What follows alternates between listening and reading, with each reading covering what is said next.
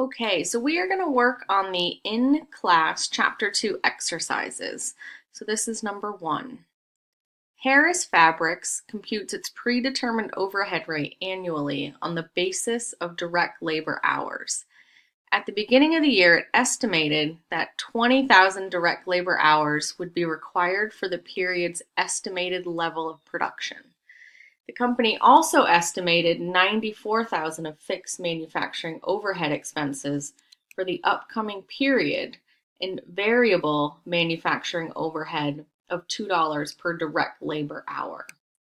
Harris's actual manufacturing overhead for the year was $123,900 and its actual total direct labor was 21,000 hours. So just to do a quick recap, what is the predetermined overhead rate? So we are using an allocation base. So the reason you use an allocation base, such as direct labor hours, direct labor dollars, or machine hours, is because it's really impossible or difficult to trace overhead costs to a particular job. Many manufacturing overhead consists of many different items ranging from grease, machines, production, manager salaries. So we talked about all of this in chapter 1. So now we are seeing that we are going to be using the allocation base. And in this example, it is direct labor hours. So how do we figure out manufacturing overhead application? First thing we're going to do is figure out the predetermined overhead rate, which you'll see is POHR. And it's going to be estimated total manufacturing overhead costs for the coming period divided by estimated total units in the allocation base for the coming period. So the two important words here are estimated. So costs are still on the top and the allocation base is still on the bottom. And ideally, it's the cost driver. So it's going to be the activity that is creating the need for the overhead. Okay, so we are going to do this in problem 1. So let's look at what we have here. We know estimated direct labor hours of 20,000, estimated fixed manufacturing overhead of 94,000, and the variable manufacturing overhead is $2 per direct labor hour. Okay, so first thing we're going to do is we're going to start with the estimated fixed manufacturing overhead because we're trying to find the estimated total manufacturing overhead. If you remember from class, we always have the fixed portion and the variable portion. So this is given. So we know that there is estimated fixed manufacturing overhead of 94,000, but what we don't know is the estimated variable overhead. However, what we do know is that the variable manufacturing overhead rate is $2, right? $2 per direct labor hour, right? And the other thing we know is the estimated number of direct labor hours, which is 20,000 in this example. So this is going to be a calculated number.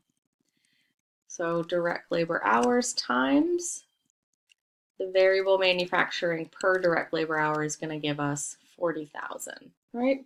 So our predetermined overhead rate, are we done yet? No. We've just figured out the estimated total manufacturing amount, okay?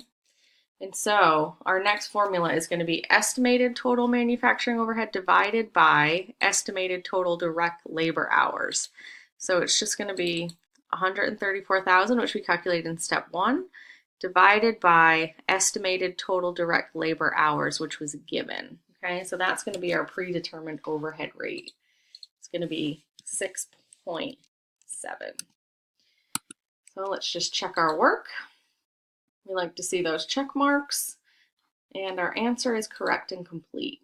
So just to go back to the slides, why do we use predetermined overhead rates? Because the actual overhead rate for the period is not known until the end of the period, so it inhibits the ability to estimate job costs over the period. And also, actual overhead costs can fluctuate seasonally, thus misleading decision makers. So a good example of this is oil. So the cost of gas and cost of oil will fluctuate. And so in order to be able to price out jobs, you want to at least get a good estimate. Okay? So that is number 1. Let's look at number 2.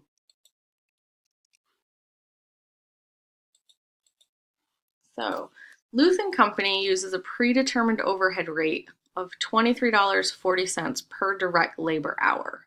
This predetermined rate was based on a cost formula that estimated $257,400 of total manufacturing overhead for an estimated activity level of 11,000 direct labor hours.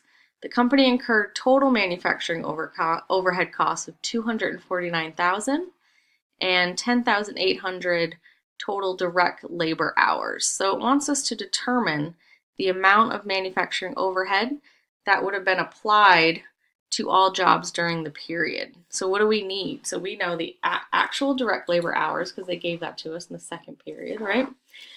So there was actually 10,800 total direct labor hours. And then they also gave us our predetermined overhead rate. So that is going to be 23.4. Whoops. Put it in the same thing. 10,800. And then we have 23.4. So we're going to take actual direct labor hours times the predetermined overhead rate. So our manufacturing overhead applied is going to be 252,720. So remember, applied overhead is going to be based on actual direct labor hours or machine hours, whatever your cost driver is, times your predetermined overhead rate. So your predetermined overhead rate is going to be based on estimates. Let's just check our work. Excellent.